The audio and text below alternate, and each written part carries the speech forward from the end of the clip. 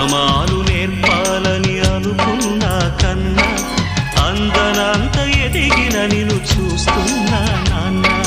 కలిసొచ్చిన కాలానికి నడిచొచ్చిన కొడుకుకి, కలిసొచ్చిన కాలానికి నడిచొచ్చిన కొడుకుకి స్వాగతం చెబుతున్నా. నేనే పసివాణ్ణై నీ నీడ చేరుకున్నా. జీవితాన ప్రతి పాఠం చేరే అనుకున్నా. తీయనైన మమతల రుచి నేడే చూస్తున్నా. అనుబంధపు తీరానికి